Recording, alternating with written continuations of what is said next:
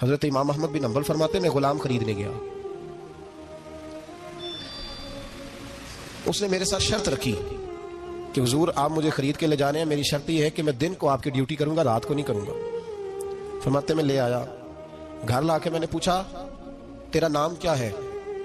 کہنے لگا حضور غلاموں کا نام نہیں ہوتا۔ کھائے گا کیا؟ حضور غلاموں کی چاہت نہیں ہوتی، جس نام سے پکارو گے آ جاؤں گا، جو دو گے کھا لوں گا۔ کہا کس کمرے میں رہو گے؟ کہا حضور غلاموں کے نخرے نہیں ہوتے۔ کہتے میں نے کہا پھر بھی یہ کمرے ہیں پسند کر لو۔ ایک ٹوٹا پھوٹا سا کمرہ اس نے پسند کر لیا۔ امام احمد بن حنبل فرماتے میں اسے کام بتاتا پر اتنی محنت سے کرتا کہ کمال کر دیتا، میرے اشارے سمجھتا۔ ایک دن میں تہجد کے وقت اٹھا، اس کے کمرے میں گیا تو وہ توبہ توبہ پکار رہا تھا۔ سنو ولیوں کی توبہ، فرماتے اس کے کمرے سے چیخنے کی، یا اللہ معاف کر دے، یا اللہ معاف کر دے، اللہ معافی دے دے، تڑپ رہا ہے، رو رہا ہے۔ اور امام احمد بن حنبل فرماتے ہیں حال یہ ہے کہ اس کے کمرے سے لے کر آسمان تک نور ہی نور پھیلا ہوا ہے، نور ہی نور، اور وہ روتا ہے یا اللہ معاف کر دے، یا اللہ معاف کر دے۔ فرماتے میں سوچنے لگا معافی کس چیز کی مانگ رہا ہے؟ فرماتے وہ خود ہی بولا، اور معافی دیکھو بھائی، توبہ دیکھو اللہ والوں کی۔ کہنے لگا اے اللہ میں تیرا بندہ ہوں، تو نے زندگی دی، نعمت دی، آنکھیں دی، کان دیے، سانسیں چلائیں، بغیر مانگے سارا کچھ دیا۔ چاہیے تو یہ تھا کہ میں دن رات تیری بارگاہ میں جھکا رہتا، پر مجھے معاف کر دے۔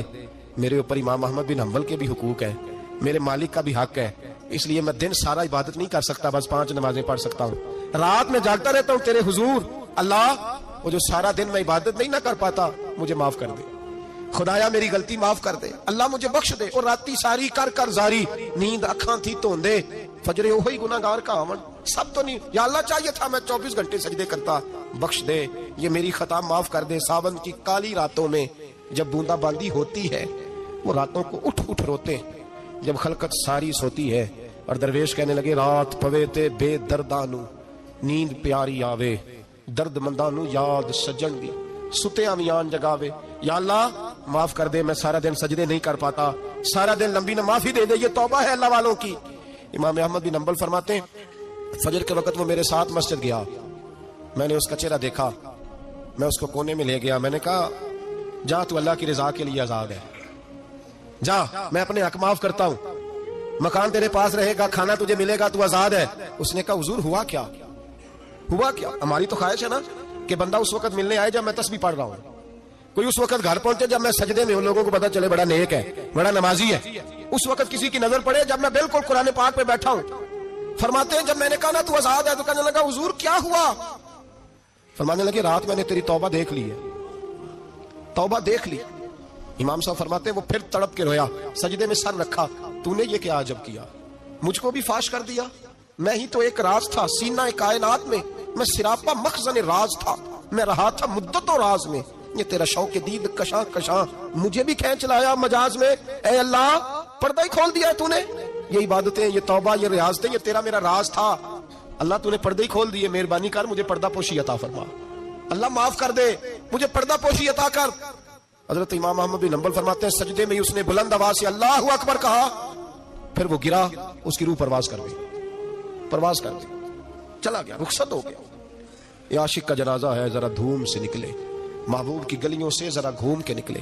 او بھائی اس بات پہ بھی توبہ ہے کہ یا اللہ میں سارا دن نفل نہیں پی، یہ اللہ کے ولیوں کی توبہ ہے، سارا کچھ کر کر آ کے نا، سارا کچھ کر کر آ کے پھر بھی معافی، ڈیوٹیاں کر کے ساری پھر بھی معافی، یا اللہ معاف کر دے، سارا دن عبادت کر کے پھر بھی اللہ بخش دے۔ وہ نیکوکار ہونے کے باوجود توبہ کرتے ہیں، یہاں گناہگار ڈٹے ہوئے، ڈٹ گئے۔ توبہ بندے کو اللہ کے قریب کر دیتی ہے۔ ہم لوگ کہتے ہیں گناہ ہوں گے تو توبہ کریں گے نا، اور ہمارے زمانے میں تو گناہگار ہے ہی نہیں، سارے نیکوکار ہیں، اللہ ماشاءاللہ، گناہگار ہوں گے تو توبہ کریں گے۔ کئی دفعہ نا ہمارا بھائی ناراض ہو جاتا ہے، دوست ناراض ہو جاتا ہے، تو جب ناراض ہوتا ہے نا بہت زیادہ بولتا نہیں، تو ہم پھر قریب جاتے ہیں، اس کو پوچھتے ہیں کیا بات ہے، کیوں ناراض ہے، ادھر دیکھیں میری طرف، کیوں ناراض ہے، کیا ہوا؟ وہ کہتا ہے نہیں نہیں بس چھوڑو، ہمیں نہیں پتا ہوتا، تفصیل پوچھنی پڑتی ہے، بات کرنی پڑتی ہے، پھر وہ بتاتا ہے کہ وہ جو تو نے ایک جملہ کہا تھا نا وہ تجھے نہیں کہنا چاہیے تھا۔ پھر ہمیں خیال آتا ہے ہاں مجھ سے غلطی ہو گئی، پھر ہم کیا کرتے ہیں، معافی مانگتے ہیں، راضی کرتے ہیں۔ ہوتا ہے ایسے کہ نہیں ہوتا ہے نا جناب؟ تو بندے سے تو بعض اوقات ایسا معاملہ ہو جاتا ہے تجھے پتہ نہیں، تو کیا اللہ کی ایسی نافرمانی نہیں ہو جاتی جس کا تجھے پتہ ہی نہ ہو؟ اللہ کے بندے روز رات کو معافی مانگ کے سوتے، روز، پتہ نہیں کوئی انجانے میں جملہ نہ نکل گیا ہو، ہر وقت ڈرے رہتے تھے، سہ میرے بندوں سے نہیں، کس سے؟